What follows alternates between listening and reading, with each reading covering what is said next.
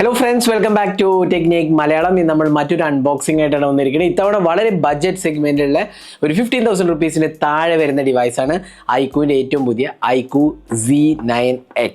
അപ്പോൾ IQ Z9 ഈ അടുത്ത് ഇറങ്ങിയതാണ്.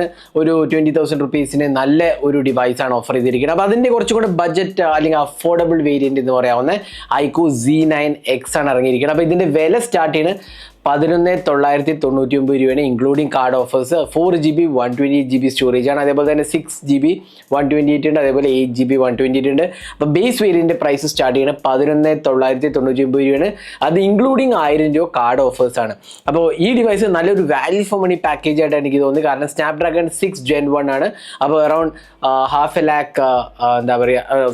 lakh ആൻഡ്രോയിഡ് സ്കോറുള്ള ഒരു പ്രോസസ്സറാണ്. അപ്പോൾ ആ ഒരു പ്രോസസ്സറാണ് ബഡ്ജറ്റ് സെഗ്മെന്റിലേക്ക് വരുന്നത്. അതിനൊപ്പം തന്നെ 6000 mAh battery, 50 mega pixel camera, അങ്ങനെ എല്ലാം കൊണ്ടും തന്നെ അടിപൊളി സ്പെക്സ് ആണ് ഇത് ഓഫർ ചെയ്തിരിക്കുന്നത്. അപ്പോൾ ഇതിന് വളരെ ക്വിക്കായ ഒരു അൺബോക്സിംഗിലേക്ക് കിടക്കാം. അതിനൊപ്പം തന്നെ നമ്മൾ ബാക്കിയുള്ള വിശേഷങ്ങളും വീഡിയോയിലൂടെ പങ്കുവയ്ക്കുന്നതാണ്. അപ്പോൾ നമുക്ക് ഐക്യൂ Z9X അൺബോക്സിംഗിലേക്ക് കിടക്കാം. അതിന് മുമ്പായിട്ട് ഈ ചാനൽ ആദ്യമായിട്ടാണെങ്കിൽ സബ്സ്ക്രൈബ് ബട്ടൺ ഒന്ന് പ്രസ് ചെയ്യുക. അതേപോലെ തന്നെ ബെൽ ഐക്കൺ ക്ലിക്ക് ചെയ്യുമ്പോൾ നിങ്ങൾക്ക് എല്ലാ വീഡിയോസിൻ്റെയും നോട്ടിഫിക്കേഷൻ കൂടെ ലഭിക്കുന്നതാണ്. അപ്പോൾ നമുക്ക് തുടങ്ങാം. അപ്പോൾ ഇതാണ് IQ Z9X box package. IQ എന്ന് എഴുതി വേണം, ഇവിടെ Z എഴുതിയത് വേണം. പിന്നെ ബോക്സിനകത്ത് വേറെ കാര്യമായ ഒന്നും തന്നെ എഴുതിയിട്ടില്ല. ഇവിടെ നമുക്ക് ഐക്യൂ Z9X 5G എന്ന് എഴുതിയത് വേണം. ഇവിടെ നമുക്ക് കിട്ടിയിരിക്കുന്ന വേരിയൻറ്റ് 8 128 ആണ്, അതേപോലെ 6 128ഉം 4 128 ഉണ്ട്. 4 128ൻ്റെ വിലയാണ് സ്റ്റാർട്ട് ചെയ്യുന്നത് 11,999 രൂപ, അത് ഇൻക്ലൂഡിങ് കാർഡ് ഓഫേഴ്സ് ആണ്. പിന്നെ നമുക്ക് കിട്ടിയിരിക്കുന്നത് ടൊർണാഡോ ഗ്രീൻ എന്ന് പറയുന്ന കളറാണ്. 0.99 ആണ് sir value, body and head. പിന്നെ 5G ബാൻഡ്സ് എല്ലാം തന്നെ സപ്പോർട്ടഡ് ആണ്. അപ്പോൾ നമുക്ക് കിട്ടിയിരിക്കുന്ന കളർ ടൊർണാഡോ ഗ്രീൻ ആണ്. അപ്പോൾ ഇത്രയാണ് ബോക്സിന്. അതുവരെ നമുക്ക് ബോക്സ് ഒന്ന് പെട്ടെന്ന് തുറക്കാം. മുകളിൽ ഡിവൈസാണുള്ളത്. അതിനൊപ്പം തന്നെ നമുക്ക് കിട്ടുന്നത് ഒരു കേസും അതേപോലെ തന്നെ മാനുവൽ ആൻഡ് വാറൻറ്റി ഇൻഫർമേഷനാണ്. നമുക്കൊരു 44 വാട്ട് അഡാപ്റ്ററാണ് കൊടുത്തിരിക്കുന്നത്. പിന്നെ ഒരു USB Type-C ചാർജിങ് പോർട്ടും ഒരു സിം ഇജക്റ്റ് പിന്നുമാണ് വരുന്നത്. അപ്പോൾ ഇത്രയാണ് ബോക്സിനകത്ത് വരുന്നത്. നമുക്ക് ഡിവൈസ് ഒന്ന് ബൂട്ട് ചെയ്യാം. അപ്പോൾ ഇതാണ് ഐക്യൂ Z9X. അപ്പോൾ നമുക്ക് ബാക്ക് പാനൽ കാണുമ്പോൾ തന്നെ ഒരു നല്ല സ്റ്റൈലിഷ് ലുക്കിംഗ് ഡിവൈസാണ് ഡെഫിനറ്റ്ലി പറയാം.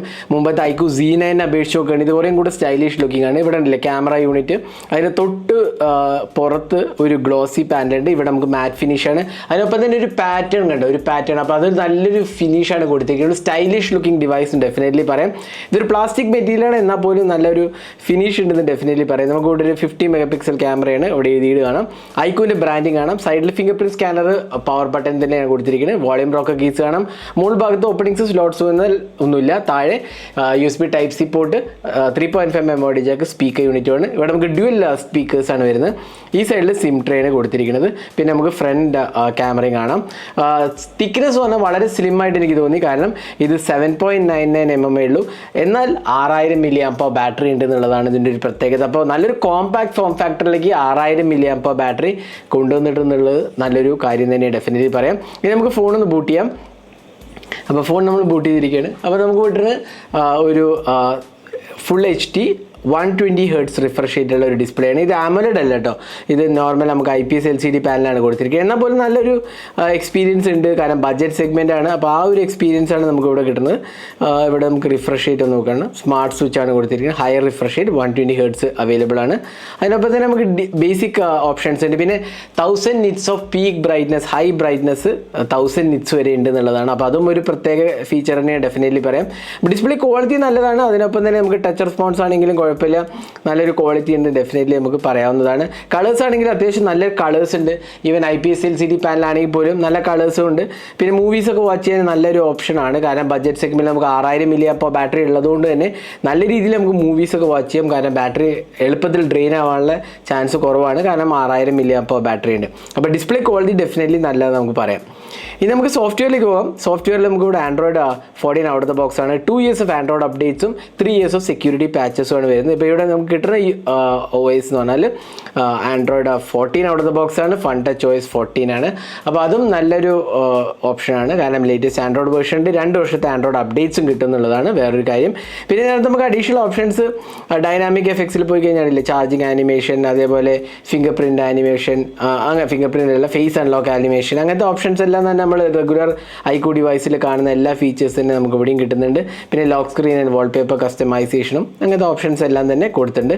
കുഴപ്പമില്ലാത്തൊരു UI എക്സ്പീരിയൻസ് ആണ് വരുന്നത്.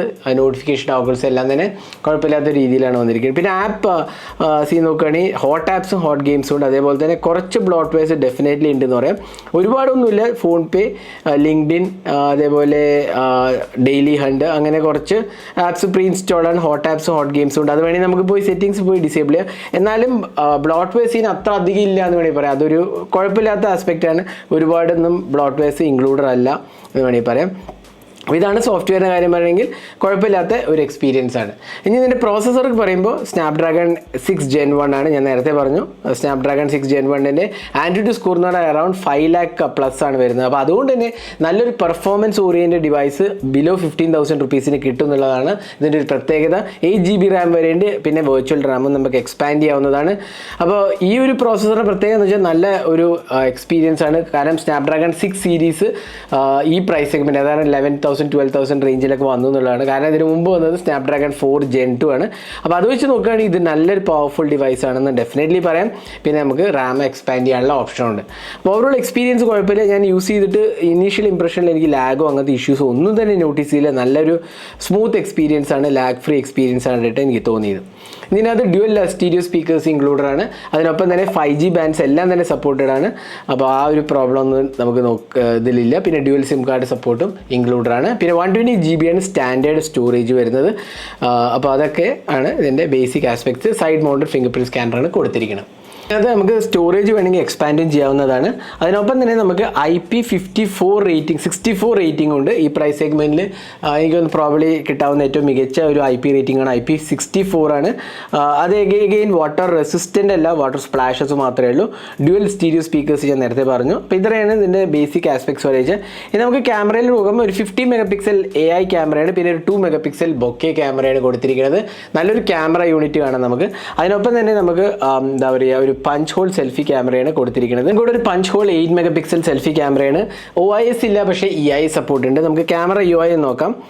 അവിടെ നമുക്ക് ബേസിക് ഓപ്ഷൻസ് എല്ലാം തന്നെ കാണാൻ സാധിക്കും. Photo mode, night mode, portrait mode, video recording നമുക്ക് ഇവിടെ മാക്സിമം 4K 30 FPS ഉണ്ട്. പക്ഷേ 4K 30 FPS 8 GB റാം വേരിയൻറ്റിൽ മാത്രമേ ഉള്ളൂ. അപ്പോൾ നിങ്ങൾക്ക് 4K 30 FPS വേണമെങ്കിൽ 8 GB റാം വേരിയൻറ്റ് എടുക്കണം. അതിൽ മാത്രമേ ഇത് ഇൻക്ലൂഡഡ് ഉള്ളൂ.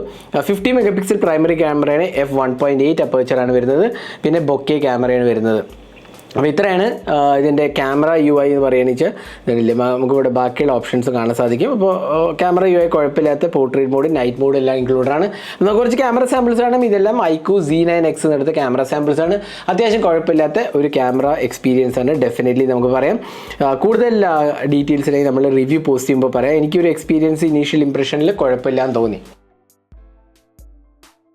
ഇനി നമുക്ക് ഫൈനലി ബാറ്ററി ലൈഫിലേക്ക് പോകാം. 6000 mAh ബാറ്ററിയാണ്. അതാണ് ഡെഫിനറ്റ്ലി ഇതിൻ്റെ ഒരു വേറൊരു ഇമ്പോർട്ടൻ്റ് ആസ്പെക്ട് എന്ന് പറയാവുന്നത്. കാരണം 6000 mAh ബാറ്ററി ഉണ്ടെങ്കിൽ പോലും നമുക്ക് വളരെ സ്ലിം പ്രൊഫൈലാണ് കൊടുത്തിരിക്കുന്നത് ഡിവൈസിൻ്റെ. അതിനൊപ്പം തന്നെ 44 watt ചാർജിങ്ങും ഇൻക്ലൂഡഡ് ആണ്. അപ്പോൾ അതുകൊണ്ട് തന്നെ നമുക്ക് നല്ലൊരു എന്താ പറയുക ബാറ്ററി ലൈഫ് എക്സ്പെക്ട് ചെയ്യാം. അത്യാവശ്യം ഡീസൻറ്റ് ചാർജിങ് സ്പീഡ് നമുക്ക് കിട്ടുന്നുണ്ട്. അപ്പോൾ 6000 mAh ബാറ്ററി ഡെഫിനറ്റ്ലി 2 ദിവസം ലാസ്റ്റ് ചെയ്യുന്നുള്ളതിൽ അതിലൊരു സംശയമില്ല.